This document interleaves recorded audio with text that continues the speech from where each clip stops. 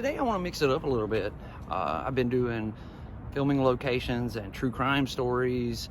I have some planned for the next few videos as well, and I kind of wanted to do something a little bit different. It's been a while since I told a good ghost story, so I thought today that we could do just that. We could tell a good ghost story. I think you'll all enjoy it.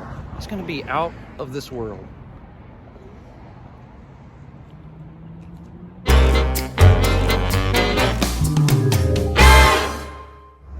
So, like I said in the intro, today we're going to be talking about a haunting.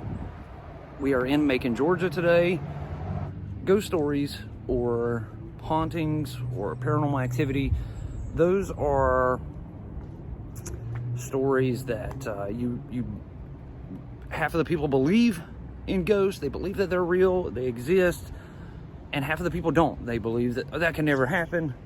There's just no way. It can be kind of divisive.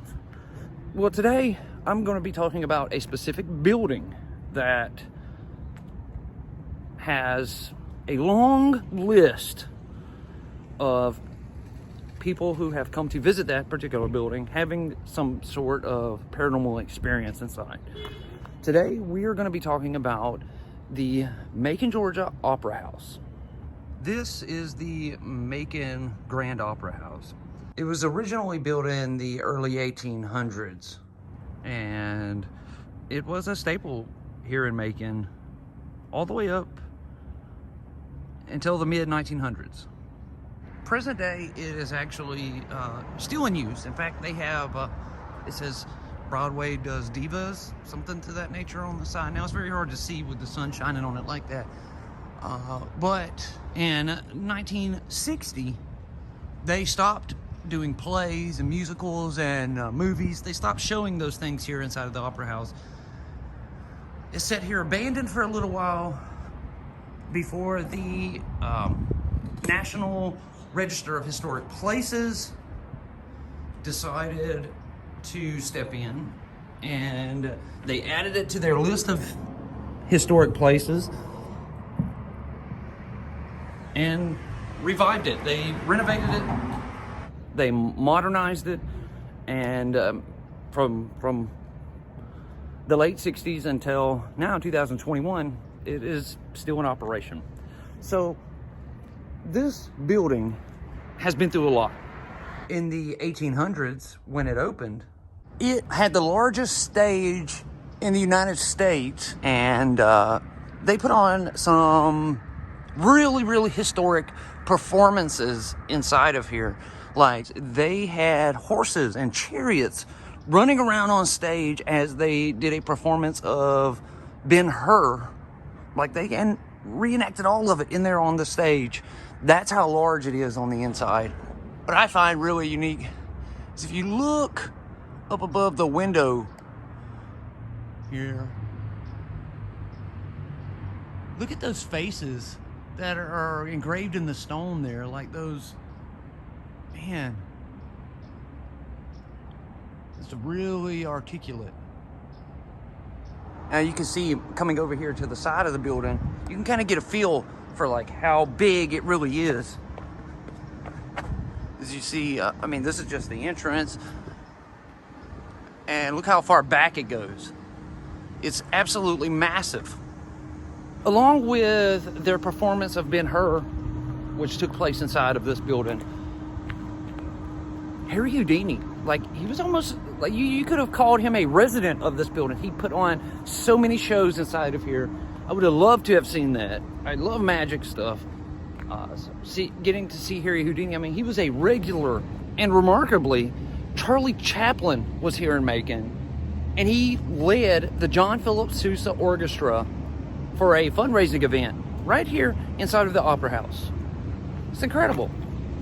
Look at this ridiculously cool metal spiral staircase back here on the back. You just don't see those anymore. And it obviously doesn't lead to anywhere. It's been cut off. Let's see if we can.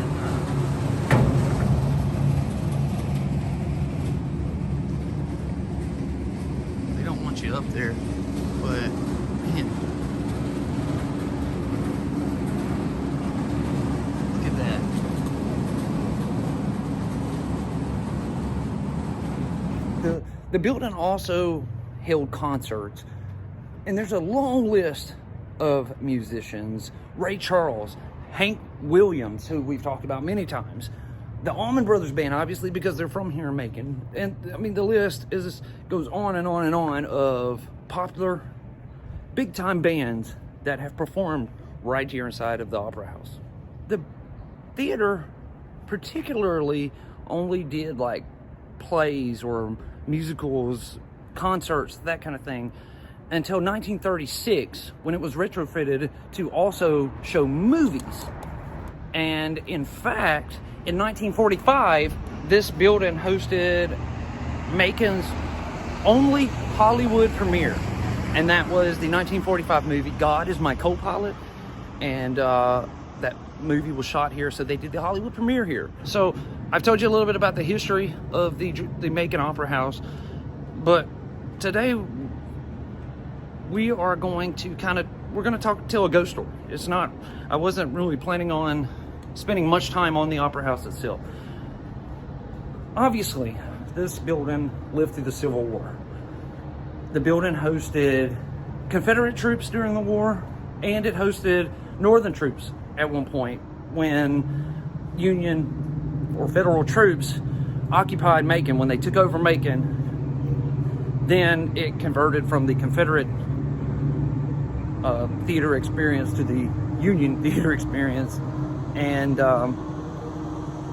obviously, anything dealing with the Civil War has a lot of ghosts, because those guys probably saw a show here and then got on a train over at Terminal Station and hit the road, headed to do battle somewhere. And then they died. The last positive memory that they experienced could have been this place. And so their spirits attach themselves to it. Present day, people come from all over to watch a play or something here inside of the Opera House, and there would be a book filled with many pages if you took and wrote down all the times that somebody said they experienced something paranormal, somebody tugging at their arm, or somebody blowing in their ear, or whispering in their ear, or brushing the back of their head. There's people that feel like they've been tripped. There's people who feel like they got pushed. There's doors will open by themselves. Chairs will move by themselves. People will say they'll go sit down in a chair, and then the chair beside them will fold down like someone's sitting there, but there's no one there. A long list, a mile long, of paranormal experiences inside of this building. People, when there's not a show going on or whatever, there's nothing going on inside, fire marshals will be in preparing for a show, or people will just be in there working. They hear a lady singing soprano from the stage, and then they immediately run down there thinking somebody's broke in, and there's no one there. The most common report, though, that more people report than anything else, is seeing a lady in a Victorian era like white dress. They'll see her standing there 1 second, and then the very next second she's gone. In the upper areas, back in the day, when everything was segregated and all that, there is an area, and it was for African American people. They say that they will go up there to that area, and there will be like a bunch of light bulbs. They'll go up there thinking that those light bulbs need to be changed. They're out. Well, then they get up close to it, and the light bulb's unscrewed just so it doesn't make connection. And it keeps happening over and over and over and over again, and they can't explain it. The thing about that is directly above the spot where those light bulbs are, on a floor up above it, directly above the spot where those light bulbs become unscrewed.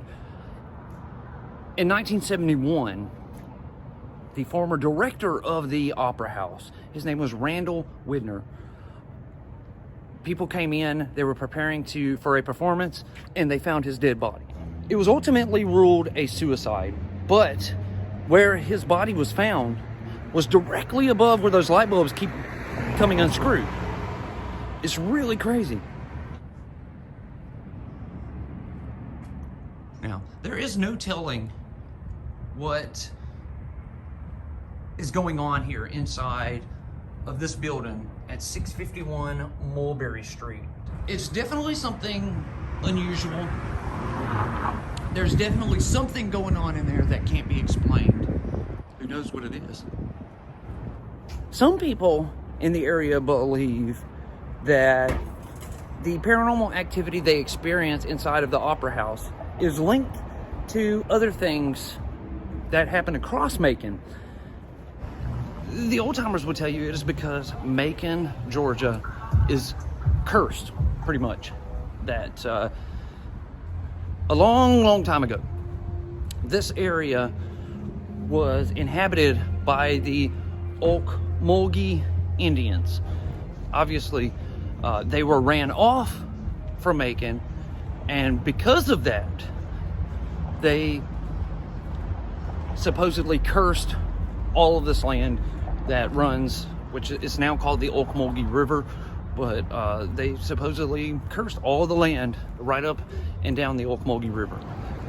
There's no way to know for sure if Macon, Georgia is cursed or haunted or any of the above. I mean, there's never a way to know for sure.